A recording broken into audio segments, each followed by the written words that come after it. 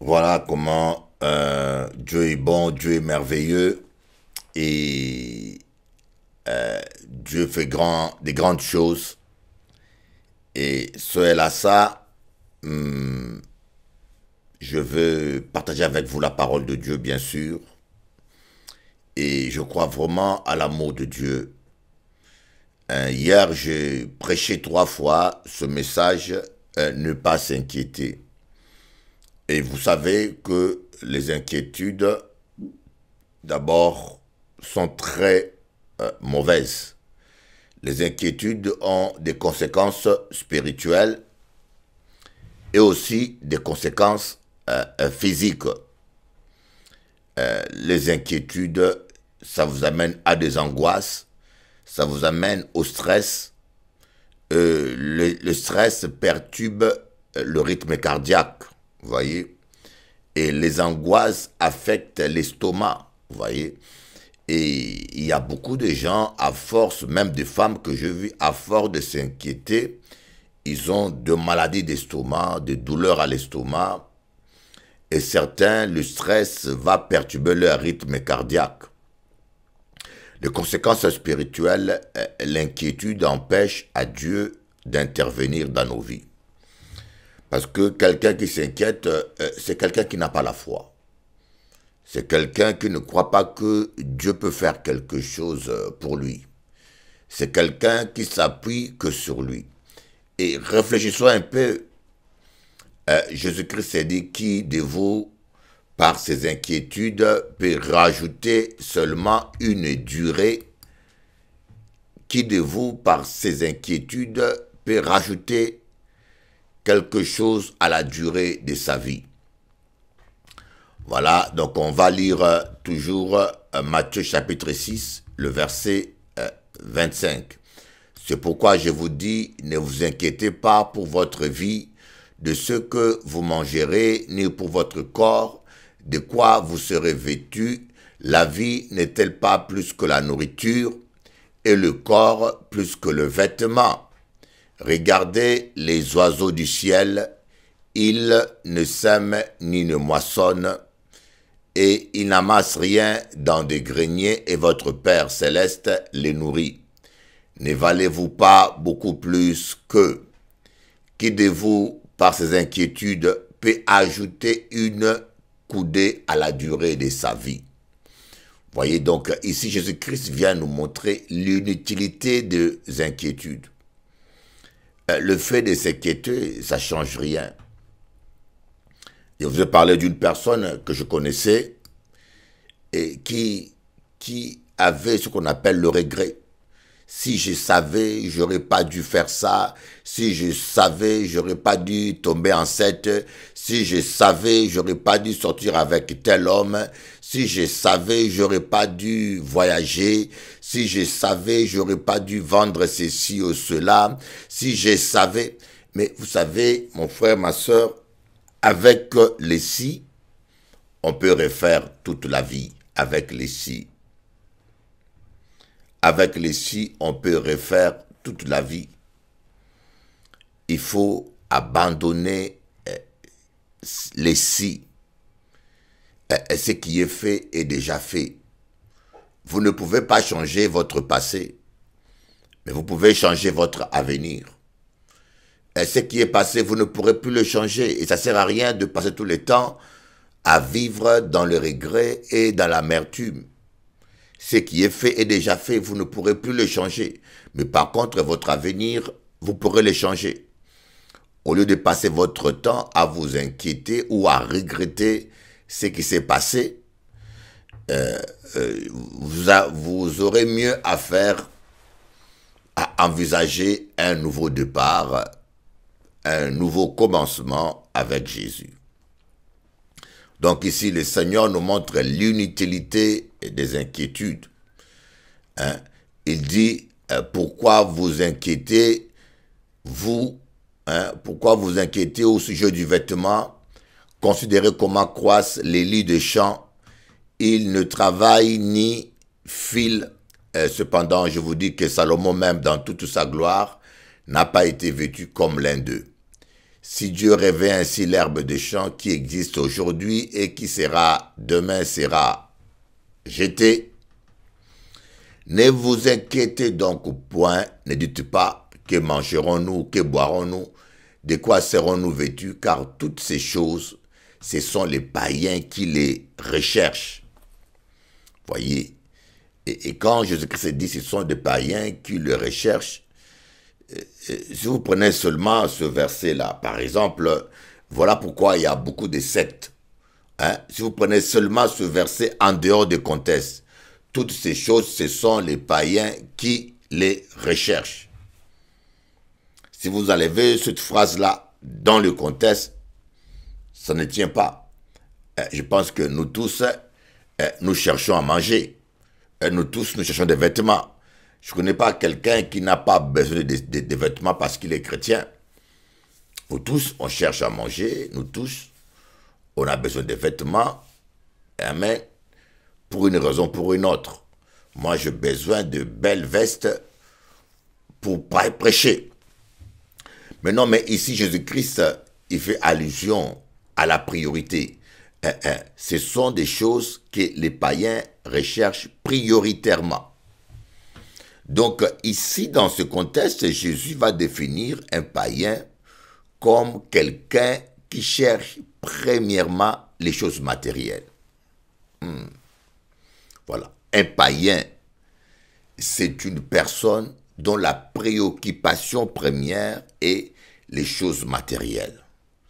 Alors, si nous voyons cette manière, si nous comprenons cette manière d'analyser les choses, imaginez combien de païens nous avons dans nos églises. Je vous demande simplement d'imaginer un petit peu combien de païens nous avons dans nos églises. Des gens qui cherchent premièrement la guérison, premièrement la bénédiction, premièrement le mariage, premièrement un miracle, premièrement un bienfait. Si nous considérons que le païen, c'est la personne qui cherche premièrement les biens matériels, le bien-être terrestre, on peut dire ça dans nos églises. Nous avons beaucoup de païens, beaucoup de païens comme vous ne pouvez pas imaginer. Et parfois même certains de nos pasteurs et prophètes et apôtres sont des païens. Vous voyez, moi j'étais allé prêcher dans une église brésilienne. J'étais allé pour le soutenir et je leur ai dit, je ne veux pas d'offrande. Je viens comme pionnier pour vous soutenir. Je viens prêcher gratuitement. J'ai payé mon essence. Mais le pasteur a insisté, le pasteur a dit non, on doit te bénir. J'ai accepté par principe, mais je ne voulais pas d'offrande. Parce que nous devons apprendre à aider les gens. Aujourd'hui, nous devons apprendre à soutenir des ministères, à soutenir des églises sans aucun intérêt. C'est ça l'œuvre de Dieu, voyez. Et nous avons beaucoup de chrétiens qui fonctionnent comme des païens. Donc, quelque part, qui fonctionnent comme des païens. Qui cherchent premièrement leur mariage. C'est leur priorité, c'est leur souci. Mais nous devons chercher premièrement le royaume des cieux.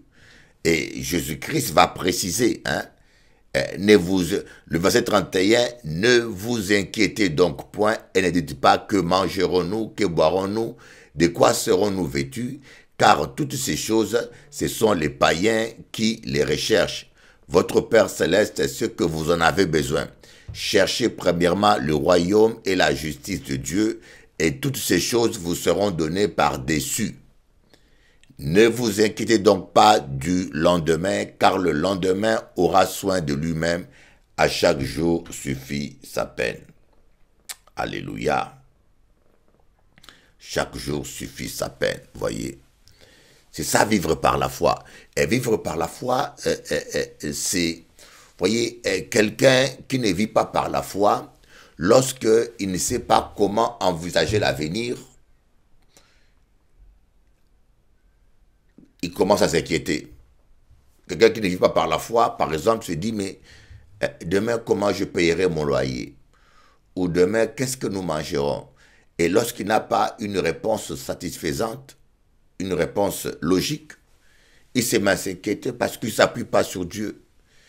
Mais quelqu'un qui vit avec Jésus, qui est un vrai chrétien et qui s'appuie sur Dieu, il sait même quand il n'y a pas de solution, il sait que le Seigneur Jésus lui en donnera.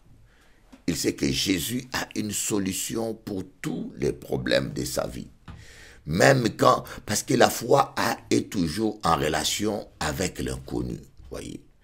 La foi est toujours en relation avec l'inconnu. Abraham a quitté son pays, sa patrie. Il allait vers un pays inconnu. Il avançait un pas après l'autre. Il ne savait pas qu'est-ce que lui entendait. Il ne savait pas combien de temps allait durer le voyage. Il ne savait rien. Il n'a même pas demandé à Dieu la cartographie. Vous voyez, c'était vraiment de la folie. Imaginez-vous dans le désert. Vous savez, aujourd'hui, vous pouvez quitter chez vous et marcher dans la rue. Il y a des repères. Il y a des repères, quoi. Si vous vous égarez, vous avez votre téléphone, vous appelez la police, on vous renseigne. Si vous êtes perdu en France en marchant dans la rue, vous pouvez appeler un ami, on vous récupère. Mais au temps d'Abraham, quelqu'un qui s'égare dans le désert, c'est la mort. Il n'y a pas de repères dans le désert. Quand vous marchez dans le désert et vous prenez un chemin inconnu, d'abord, le sable efface toutes vos traces et il n'y a pas d'eau. Et si vous égarez dans le désert et que vous n'avez pas d'eau, et croyez-moi, c'est la mort. Donc Abraham a mis sa vie en risque en marchant autant d'années dans le désert sans savoir où il allait. Mais simplement parce qu'il avait confiance que son Dieu, son Père, pourvoira. Il avait confiance que son Dieu, son Père, n'allait pas l'abandonner. Et c'est ça le problème que nous avons. Nous avons du mal à faire confiance à Dieu. Nous avons du mal. Mais j'aimerais souligner quelque chose de très important. Venez dans Matthieu 11, verset 28. Venez à moi, vous tous qui êtes fatigués et chargés, et je vous donnerai du repos. Prenez mon joug sur vous et recevez mes instructions, car je suis doux et humble de cœur, et vous trouverez du repos pour vos âmes, car mon joug est doux et mon fardeau est léger. Et j'aimerais vous expliquer quelque chose qui est très capital. Venez à moi, vous tous qui êtes fatigués et chargés, et je vous donnerai du repos. Donc, tous les gens qui n'ont pas de repos, quand vous vivez angoissé, stressé, est-ce que vous n'êtes pas vraiment venu à Jésus? Peut-être que vous êtes allé dans une église, peut-être que vous avez un pasteur, là c'est sûr, mais vous n'êtes pas venu entièrement à Jésus. Parce que Jésus-Christ, c'est qu'il ne peut pas mentir. Il dit, si vous venez à moi, je vous donnerai du repos. Voyez, l'un des signes qui montre que quelqu'un est venu réellement à Jésus, c'est le repos que Jésus-Christ lui donne. Le Seigneur donne toujours du repos. Il est un Dieu bon. Il te donnera du repos. Alléluia. Alléluia. Merci Seigneur. Tu es merveilleux. Tu es merveilleux. Tu es merveilleux. Tu nous promets du repos. Merci Jésus pour le repos que tu nous promets. Merci Seigneur. Alléluia. Gloire à ton nom. Et puis, nous allons voir qu'il dit, prenez mon joug sur vous et recevez mes instructions. Prenez mon joug sur vous et recevez mes instructions. Ici, on dit, prenez mon joug. Mais dans d'autres versions, on dit acceptez mes exigences. Acceptez mes exigences et recevez mes instructions. C'est deux conditions que Jésus-Christ donne. Voyez, acceptez les exigences de Jésus sur le pardon, sur l'amour, sur l'obéissance. Acceptez, Jésus a des exigences que nous devons accepter. Nous devons obéir aux exigences du Seigneur. Et lorsque on accepte ces exigences, le Seigneur nous promet, il nous promet de nous bénir, voyez. On doit d'abord accepter ces exigences. Mais malheureusement, beaucoup n'acceptent pas les exigences du Seigneur, surtout sur le pardon. On a beaucoup de gens qui n'arrivent pas à pardonner, parfois qui ne veulent pas pardonner. Vous savez, j'aimerais vous dire, parfois c'est dur de pardonner. Et surtout, il y a deux choses qui expliquent pourquoi certaines personnes n'arrivent pas à pardonner. La première chose, il y a des gens qui pensent que pardonner à quelqu'un, c'est le fréquenter encore. Non. Il y a des gens qui pensent que pardonner, c'est encore fréquenter la personne, supporter encore sa méchanceté, supporter encore ses gifles. Non. Supporter encore ses mépris. Non. Pardonner quelqu'un, c'est ne plus en vouloir à la personne. Si moi, je ne fréquente pas une personne, je décide de ne plus fréquenter une personne parce que je ne suis pas convaincu de son changement ou parce que je ne suis pas convaincu qu'il n'a pas changé, ce n'est pas un péché. D'ailleurs, la Bible dit, ne fréquentez pas quelqu'un qui se dit chrétien, qui serait un insulteur, qui serait un cupide, qui serait un profane, qui serait un adultère, quelqu'un qui vit dans l'adultère. 1 Corinthiens chapitre 5. Dans 1 Corinthiens chapitre 5, la Bible nous dit qu'il y a des gens qui ne font pas fréquenter.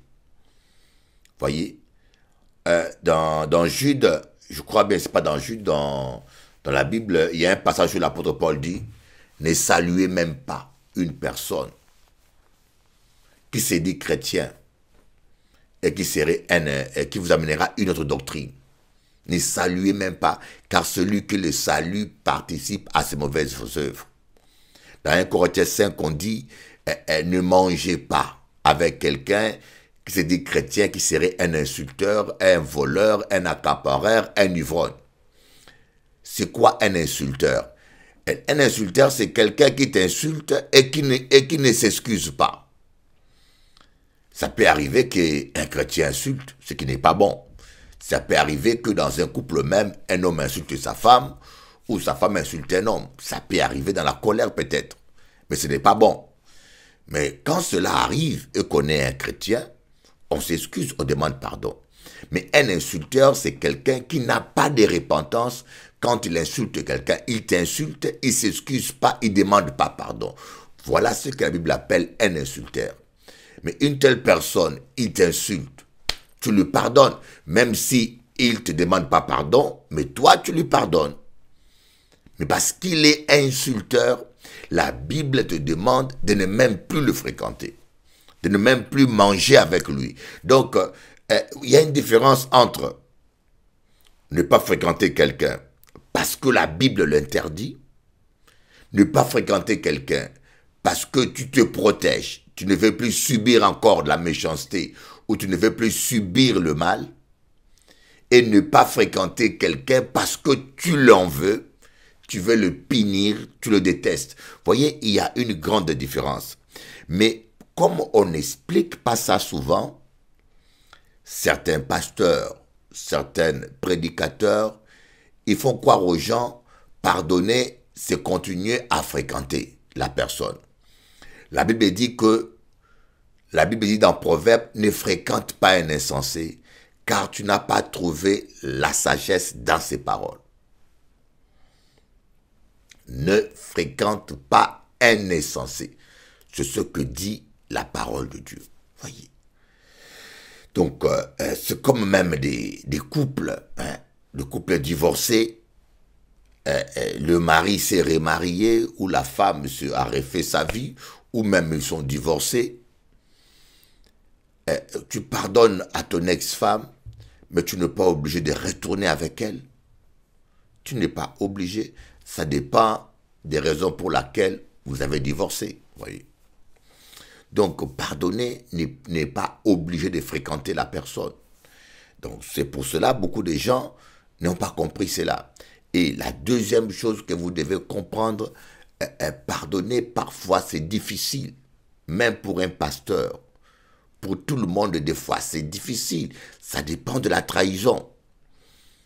Mais le Saint-Esprit est là pour nous aider aussi à pardonner. Quand pardonner quelqu'un ça devient difficile, demande de l'aide du Saint-Esprit. Ce que je regrette souvent, nous les chrétiens, nous appelons le Saint-Esprit seulement pour la délivrance, nous appelons le Saint-Esprit pour la guérison, nous appelons le Saint-Esprit pour des révélations, nous appelons le Saint-Esprit pour plein de choses, mais nous n'appelons pas le Saint-Esprit vraiment pour l'essentiel.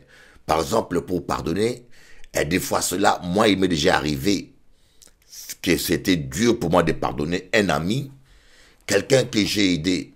La première fois qu'il a prêché dans une église, il y a plus de 30 ans, c'est moi qui prêchais et qui lui a donné le micro. Et ce garçon-là, je l'ai aidé beaucoup dans sa vie. La première fois qu'il est venu aux Antilles, c'est moi qui l'ai invité. Mais cet ami, pendant que j'étais attaqué aux Antilles par la presse, par le journal, où les gens religieux avaient monté un complot contre moi pour me détruire, ce pasteur de mon pays congolais, mon pays d'origine congolais, il est venu en Guadeloupe, il a profité de mon affaiblissement médiatique pour diviser mon église et casser mon église. Croyez-moi, cela c'était très dur. Et puis pire encore, je lui avais demandé de rester avec moi. Je l'avais invité en Guadeloupe. Je lui ai dit, écoutez, reste avec moi. J'ai trop du monde. Je suis seul. Il y a plus de 10 églises que je peux ouvrir. Reste travailler avec moi. Je vais te donner du monde. Tu vas ouvrir ton église. On va travailler ensemble. Je lui ai proposé ça. Mais vous savez, les gens de ma race préfèrent voler qu'on lui donne. Voyez, on est comme ça. Malheureusement, culturellement, il y a des gens qui sont comme ça. Voyez, je n'ai jamais compris cette mentalité médiocre. Il a dit non, il est rentré à Paris, et après il est revenu pour voler ce que je lui avais proposé gratuitement. Il a divisé mon église. Ah, j'ai eu mal. Je dis, Seigneur, je souffre pour ton œuvre.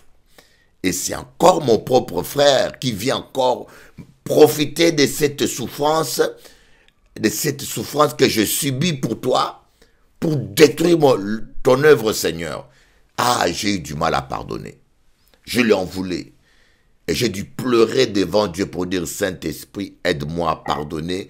Saint-Esprit, aide-moi à pardonner. Saint-Esprit, aide-moi à pardonner. Et c'est comme ça que j'ai pu pardonner. Donc nous devons accepter les exigences de Dieu. Nous devons accepter ses exigences. Pardonner, aimons-nous les uns les autres, ne parle pas mal de l'autre. Voyez, c'est la première chose.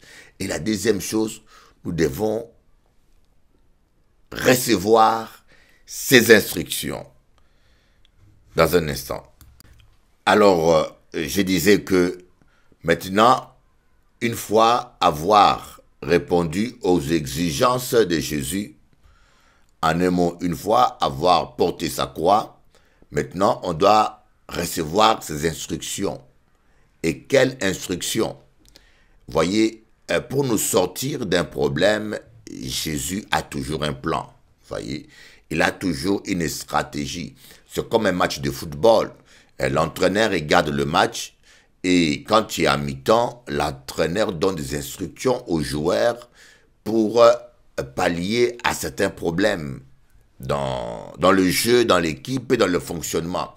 Et voyez, Dieu, c'est pas un magicien.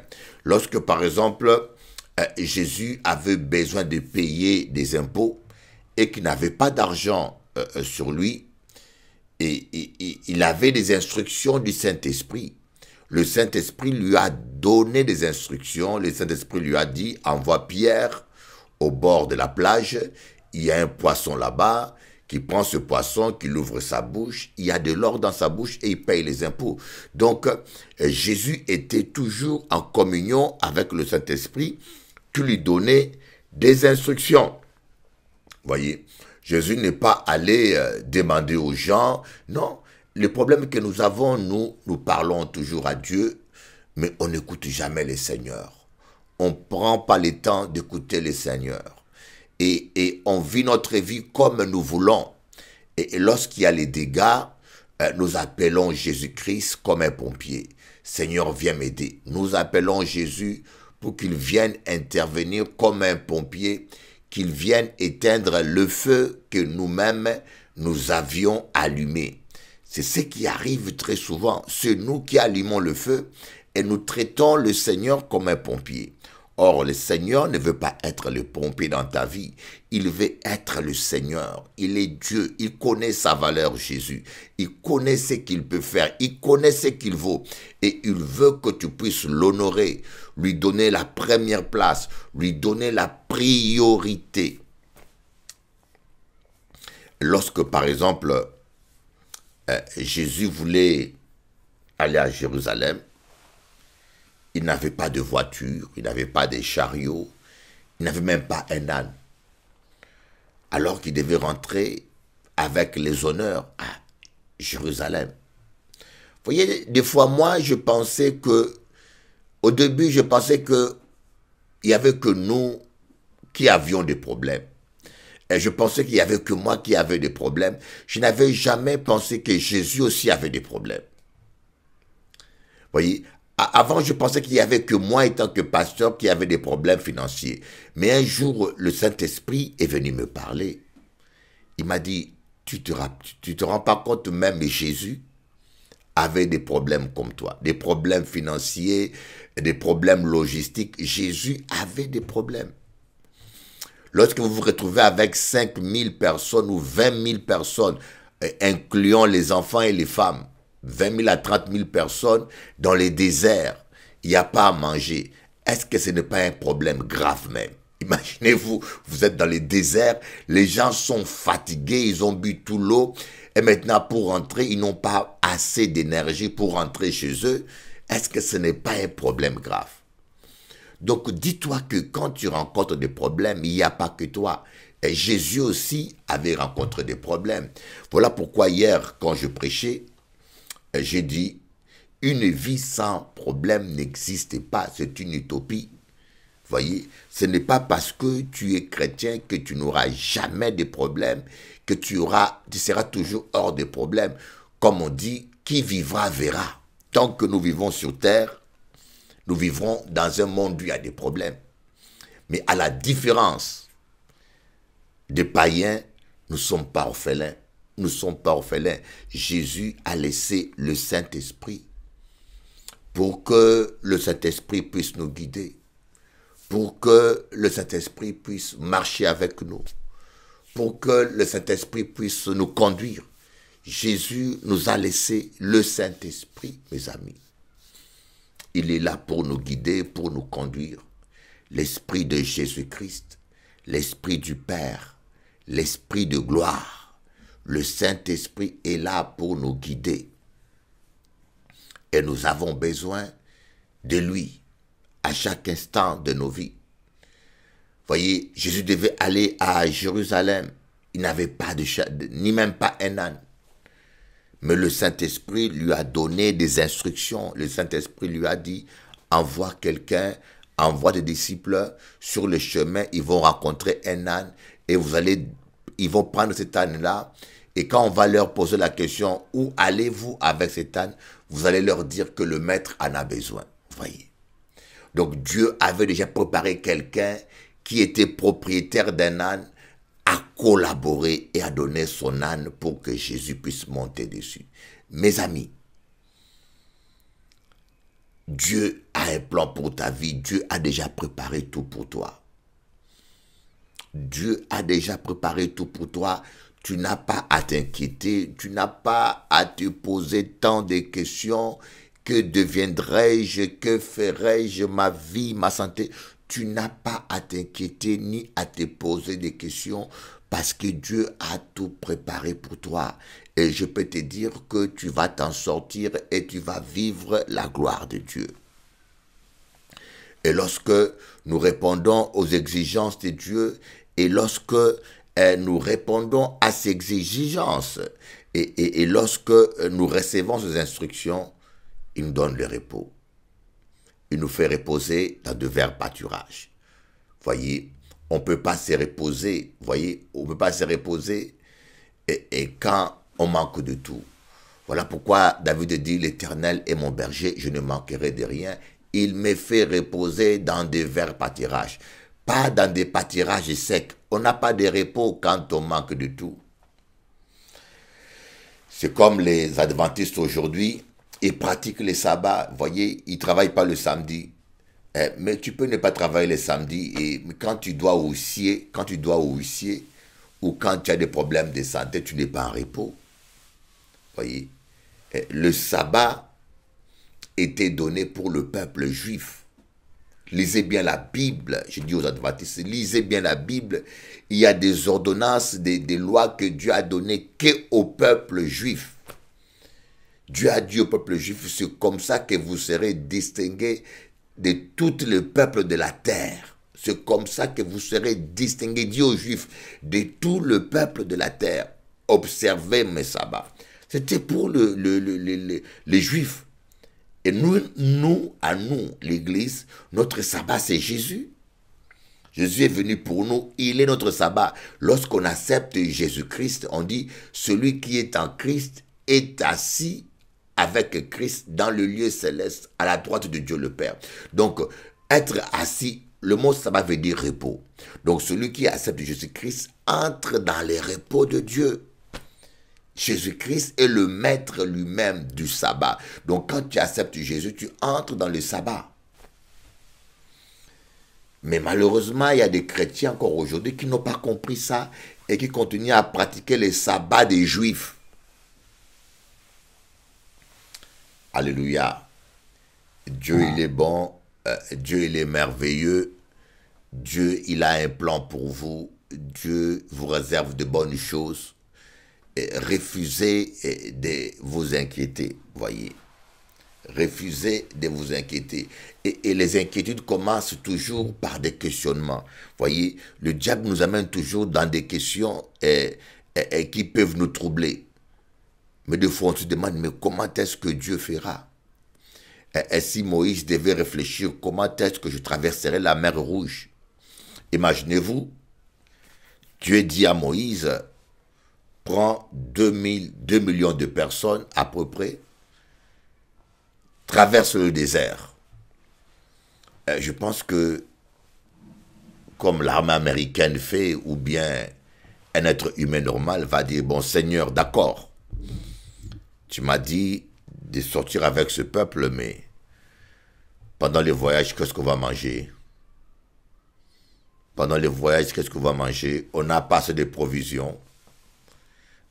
Mais Seigneur, ce que tu me dis, c'est vrai, je suis d'accord, mais sur le chemin, il y a une mer Rouge là-bas devant nous qui nous attend. Mais comment on va traverser ça? À la nage? Les cabris, le bœuf, les chiens, ils vont traverser la mer Rouge. À la nage? Voyez ici combien de tonneaux d'eau il faut transporter pour nourrir, pour donner à boire à plus de 2 millions de personnes dans le désert. Comment ils vont se laver? Oui, il y avait tellement déplacé des millions de personnes, mes frères. Voyez, des fois, nous lisons la Bible comme un roman. Des fois, nous lisons la Bible comme un journal. Mais ce n'est pas des choses faciles, hein? Déplacer des millions de personnes. Imaginez-vous que la Guadeloupe a à peu près 300 000 personnes. 350, 380 000 personnes, la population guadeloupéenne. Martinique, c'est pareil. Ça ne fait même pas des millions. Mais Moïse a déplacé des millions. Logistiquement, s'il fallait penser, logistiquement, s'il fallait que Moïse s'organise, c'était quelque chose d'impossible.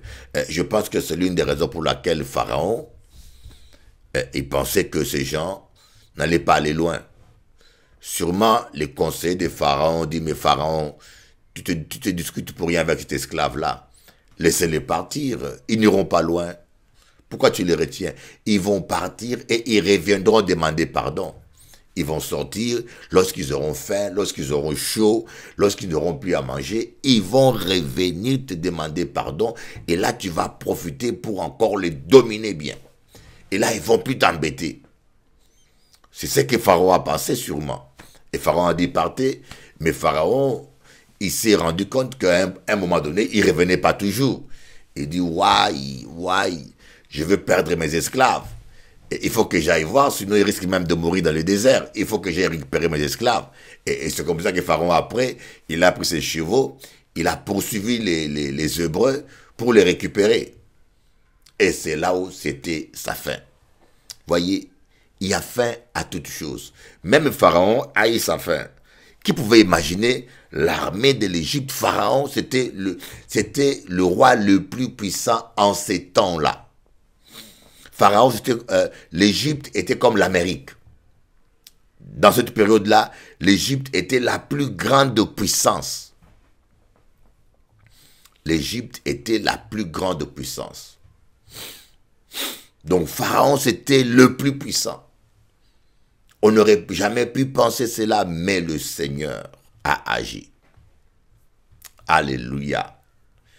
Alléluia. Nous avons un Dieu merveilleux, nous avons un Dieu grand, nous avons un Dieu tout-puissant. Nous avons un Dieu qui change les circonstances et les temps. Nous avons un Dieu qui est capable. Oh, je te bénis, Seigneur Jésus, pour ton amour et pour ta présence. Amen.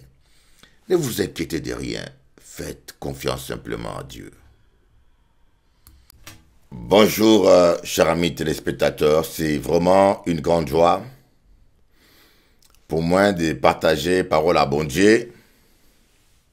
Hier, on a passé une journée spéciale, une journée de travail. Hier, j'ai fait 3 cultes. Hier, j'étais parti, on a fait le premier culte à Fresnes, à Héros Hôtel de 10h à 12h30. Et on a mangé ensemble, on a fait un agapé. Après, on a fait le deuxième culte de 15h à 17h. Après, une église brésilienne m'a invité à Orléans. Je suis parti de 17h jusqu'à Orléans, 18h. Je prêchais de 19h vers 21h. Et après, je suis arrivé chez moi carrément à minuit. Alors, mon œil est un petit peu rouge, un peu dû à la fatigue, pas de problème. Bon Dieu qu'à prendre soin de nous, bon Dieu qu'à prendre soin des autres. Alors, aujourd'hui là, nous allons commencer le programme nous comme d'habitude. Et en cas montrer avec photo là ça, il y a vrai pasteur brésilien là. Ouais, moi, je vous dis, tous les gens qui habitent à Orléans, je vous conseille d'aller chez le pasteur brésilien. Il y a une église brésilienne très jolie. Le pasteur est marié avec son épouse, une très belle épouse. C'est une église de famille. Et ce que j'ai aimé, c'est une église de famille. Madame, on peut aller là-bas, ta femme peut aller là-bas, vous serez en paix. Vous voyez, malheureusement, nos églises africaines et antillaises, ce n'est pas toujours du sérieux que de bêtises. Passer là marié, mais pas jamais rassasié. Je ne généralise pas, j'aimerais être sincère avec vous, je ne généralise pas, il y a exception, mais 80% des églises afro-antillaises, il y a toujours des bêtises. Mais moi, je vous recommande un endroit où c'est calme. Tous ceux qui habitent à Orléans ou près d'Orléans, le pasteur, il est là. Vous voyez son nom, l'église est juste près de Ibis.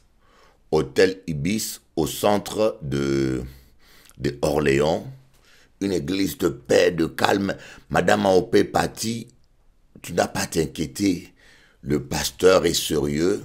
Quand tu vois sa femme, tu vas comprendre que cet homme-là s'intéresse à aucune femme. On prêche la parole. Il y a l'amour, c'est familial. Un peu ça. Amen. Donc, Nous qu'à passer ce moment-là avec bon Dieu. Nous qu'à passer ce moment-là. Le culte, c'est tous les dimanches à 18h. Le culte est là-bas, tous les dimanches à 18h. Que bon Dieu vous bénisse. Que bon Dieu bénisse autres. Et n'oubliez pas, à tous ceux qui sont dans le banlieue parisien et à Paris, nous avons réunion tous les dimanches à 10h et tous les dimanches à 15h. Il y a 2 cultes. En Kaba au conseil, venez. Si vous êtes d'une autre église, par exemple, et que dimanche matin, vous avez votre culte, vous voulez venir nous rendre visite, me voir, ce sera avec plaisir, je vous recevrai dimanche à 15h. Et si vous avez une réunion le soir dans votre église, vous avez le temps d'aller le soir. Et j'ai vu des chrétiens qui ont assisté aux 2 cultes à Fresnes. Alors, nous avons fait ça pour les autres. Nous avons travaillé pour les autres. Bon Dieu, bon. Amen. Maintenant, on va écouter une louange à la gloire de Dieu. Un chant que je produis avec un groupe parisien. Vous allez écouter, il est très beau ce chant. Il est très très beau. Je sortirai un album bientôt que je vous donnerai. Je vous le promets. Je vais voir si ce mois ici, je peux le sortir. Ce mois ici, je vais voir si je peux sortir cet album. D'adoration simplement. Adoration, adoration, adoration sur adoration. Je vais sortir l'album et je vais vous l'offrir. Vous l'offrir, bon. Ceux qui peuvent acheter vont acheter. Ceux qui ne peuvent pas, je vais vous l'offrir. J'aime donner. Il y a plus de plaisir à donner qu'à recevoir. Amen. Alors, écoutons cette adoration. El Shaddai. Je trouve cela sublime. Alléluia. Ce medley qui est formidable. El Shaddai, El Shaddai, Elyon Adonai. Vajonas, tu es le même, par le nom puissant que j'aime. El Shaddai, El Shaddai, Kamkana Adonai. Je te louerai où que j'aille, El Shaddai. El Shaddai, El Shaddai.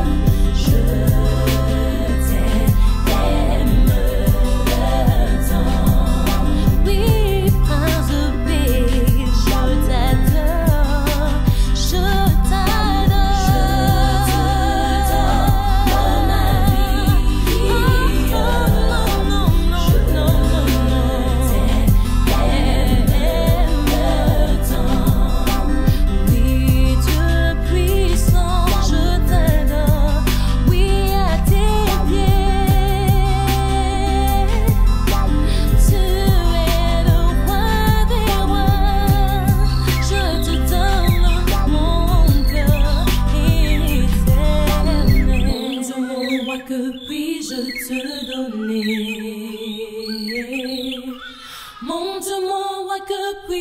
te donner? Que puis-je te donner? Mon Dieu, que puis-je te donner? Que puis-je te donner? Seigneur, oui, que puis-je te donner? Mon roi, que puis-je te donner? Que puis-je te donner? Mon appel, Seigneur, que puis-je te donner?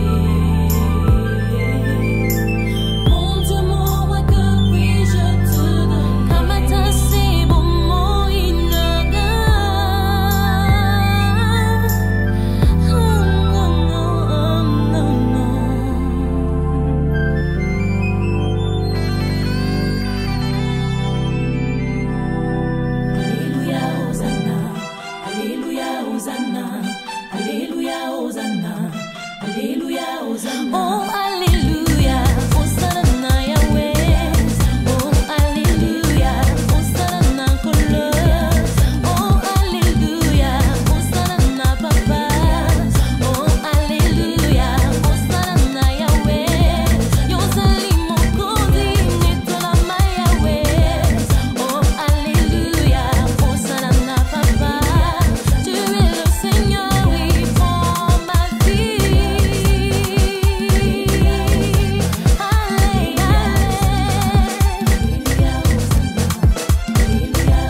oh Alléluia, Hosanna Kolo. Oh Alléluia, Hosanna Yahweh.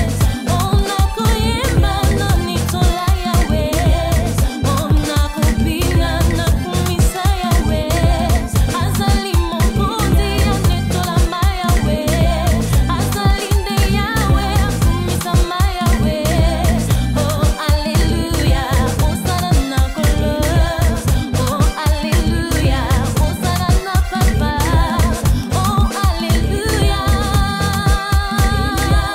Oh Alléluia, Hosanna Yahweh. Oh Alléluia, Hosanna Kolo. Oui, je t'exalte, Hosanna Yahweh. Oui, je t'adore, Hosanna Papa. Oui, tu es le roi, reçois toute la gloire. Oui, tu es Seigneur, oui, tu es digne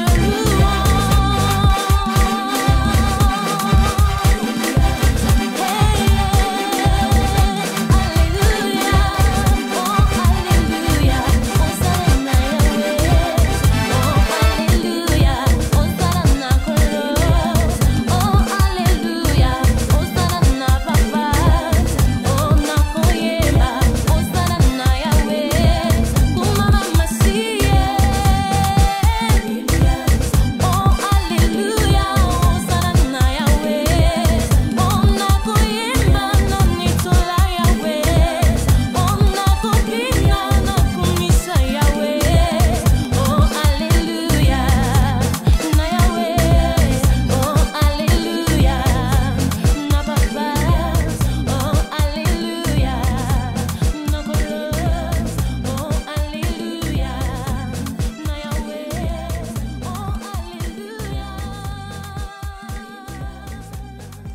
Amen, alléluia. Béni sois-tu, Seigneur. Tu es digne d'être adoré, Jésus. Tu es digne. Tú eres digno de recibir adoración, alabanza. Gloria a tu nombre. Merci, Seigneur, pour ta fidélité. Alléluia. Je vais vous faire écouter encore un chant que j'ai écrit. Celui qui habite sous l'ombre du Très-Haut repose à l'ombre du Tout-Puissant. Alléluia. Sarababadokoro. Ok, merci Seigneur.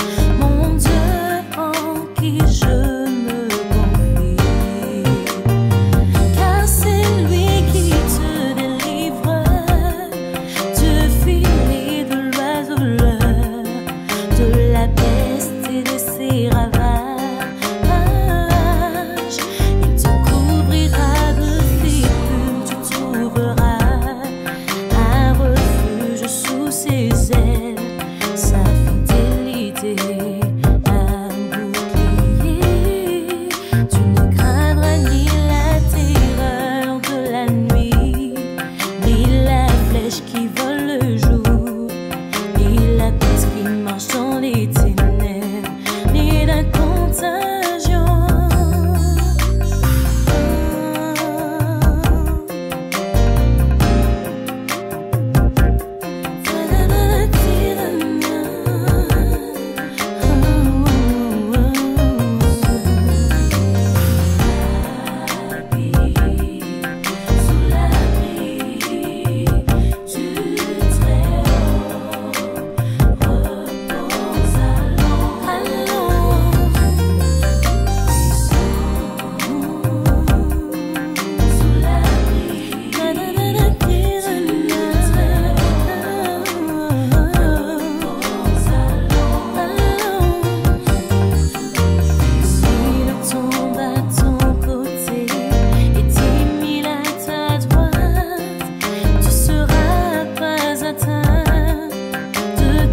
Seulement tu regarderas, tu verras la rétribution des méchants, car tu es mon refuge, ô Éternel,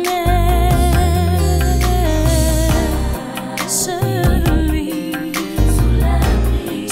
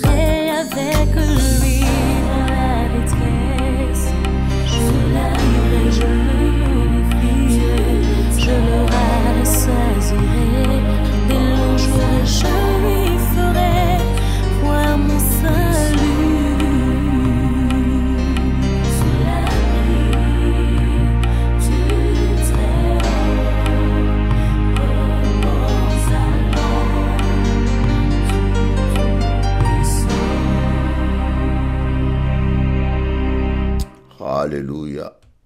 Amen.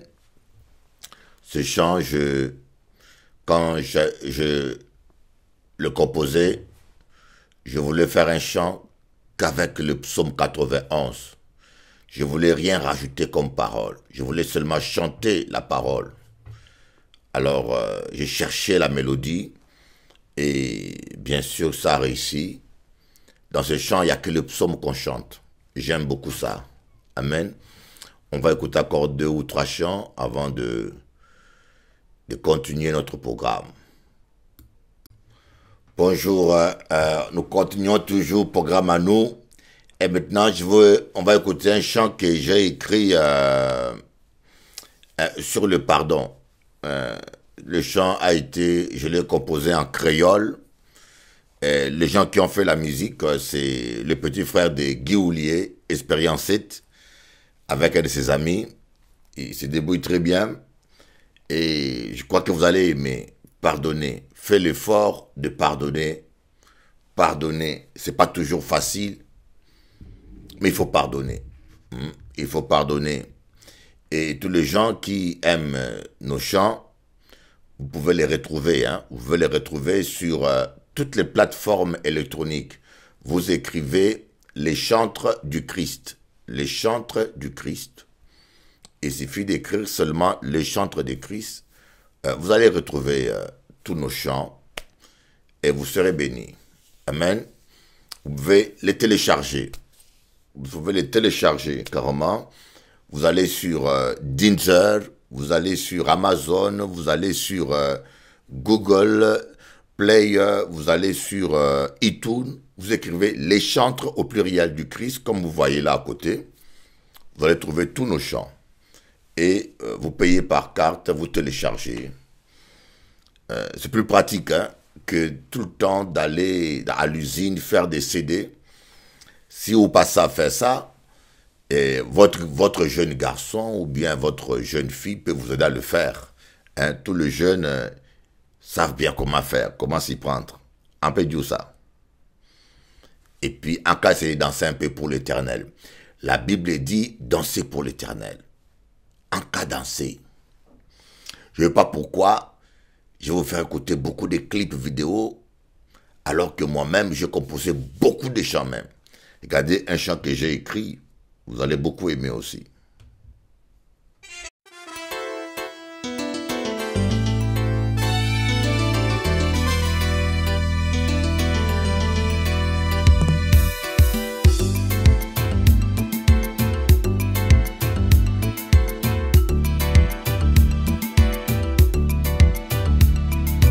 Même si ça toujours qu'à fait mal, pardonnez en milliards.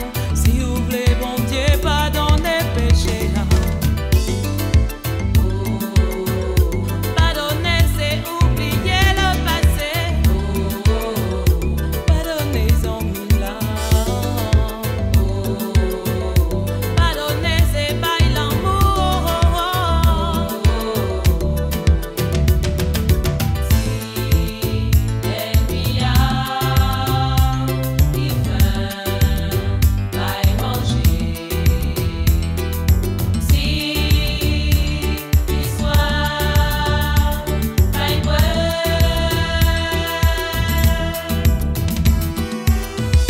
Pardonner, c'est remporter la victoire. Il faut pardonner. Pardonner, c'est libérer comme un fou. Il faut pardonner. Pardonner, c'est pas toujours facile. Les mots t'aimer. Tous mes gants et puis qu'elle derrière de moi.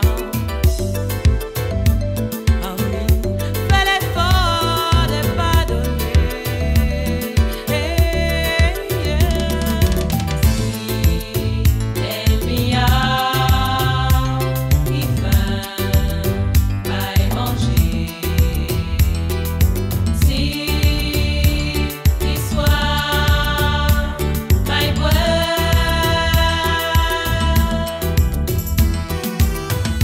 Pardonner, c'est remporter la victoire.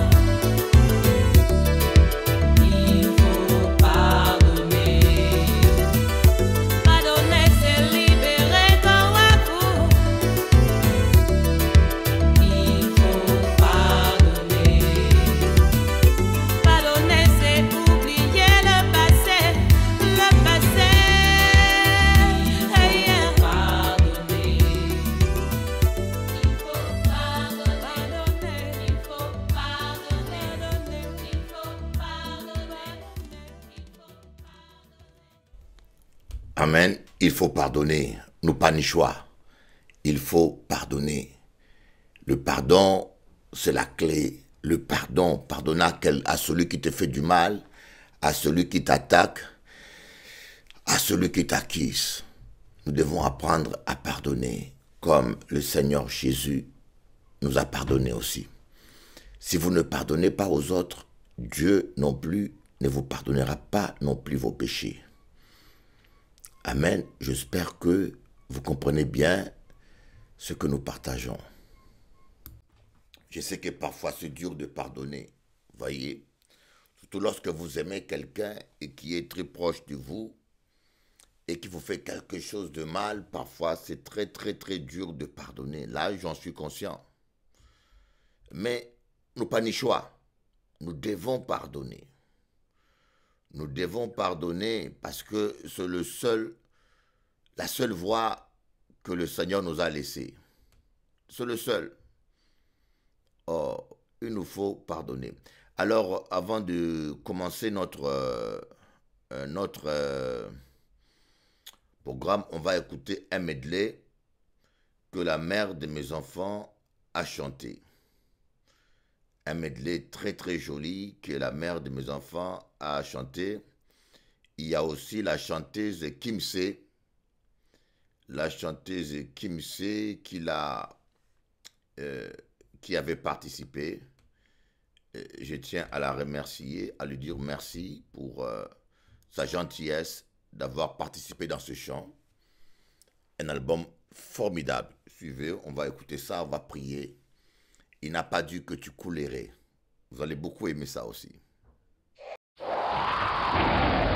n'a pas dit que tu coulerais, il n'a pas dit que tu sombrerais, il a dit allons de l'autre bord, allons de l'autre bord. Se déchaîne si le vent souffle fort, si la barque t'entraîne, n'aie pas peur de la mort. Si la barque t'entraîne, n'aie pas peur de la mort. Il n'a pas dit que tu coulerais, il n'a pas dit que tu sombrerais, il a dit allons de l'autre bord, allons de l'autre bord. Est en peine, si ton corps est souffrant, crois en Jésus, il t'aime, il te donne sa paix. Crois en Jésus, il t'aime, il te donne sa paix.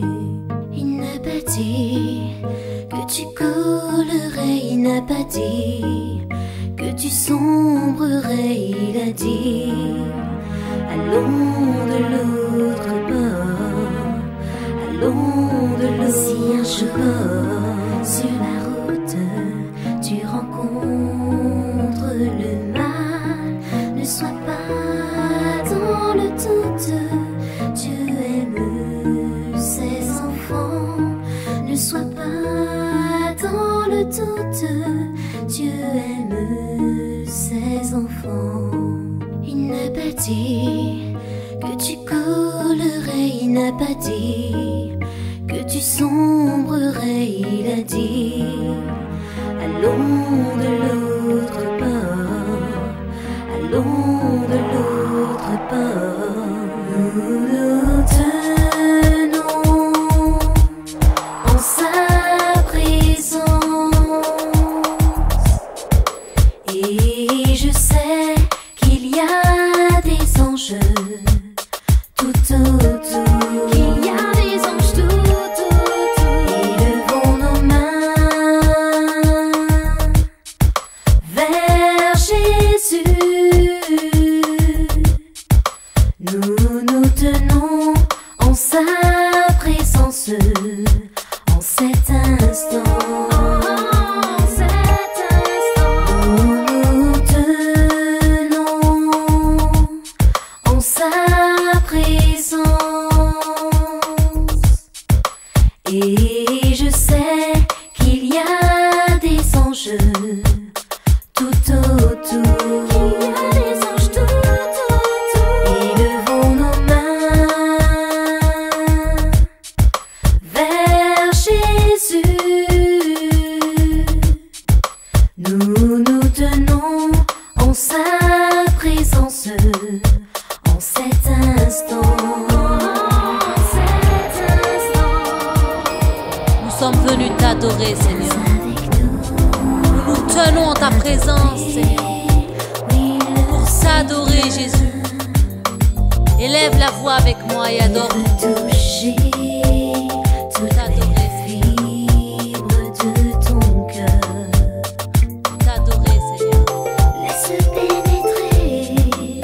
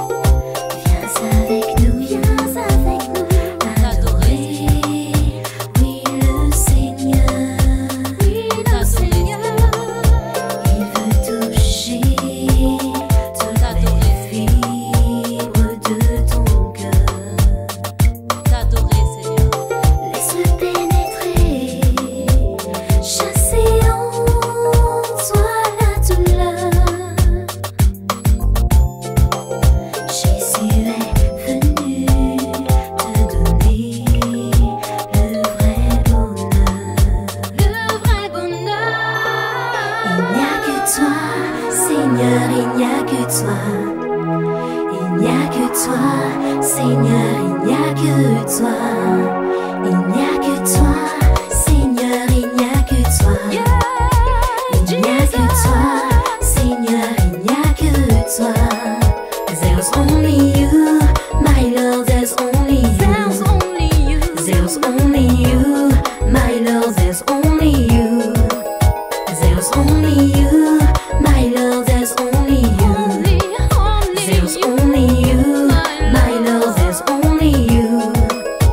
Il n'y a que toi, Seigneur, il n'y a que toi. Il n'y a que toi, Seigneur, il n'y a que toi. Il n'y a que toi, Seigneur, il n'y a que toi. Il n'y a que toi, Seigneur, il n'y a que toi. There's only you, my Lord, there's La only loi de you. l'Éternel, There's only you, my Lord, there's la only loi de you. l'Éternel, There's only you, my Lord, there's only la loi de you. l'Éternel, There's only you, my Lord, there's only la you. loi de l'Éternel, Il n'y a que toi, Seigneur, il n'y a que toi. Il n'y a que toi, Seigneur, il n'y a que toi. Il n'y a que toi, Seigneur, il n'y a que toi. Il n'y a que toi, Seigneur, il n'y a que toi. There's only you, my Lord, there's only you. There's only you, my Lord, there's only you. There's only you, my Lord, there's only you. There's only you, my Lord, there's only you. Il n'y a que toi, Seigneur, il n'y a que toi. Il n'y a que toi, Seigneur, il n'y a que toi. Il n'y a que toi, Seigneur, il n'y a que toi. Il n'y a que toi, Seigneur, il n'y a que toi. There's only you, my Lord, there's only you.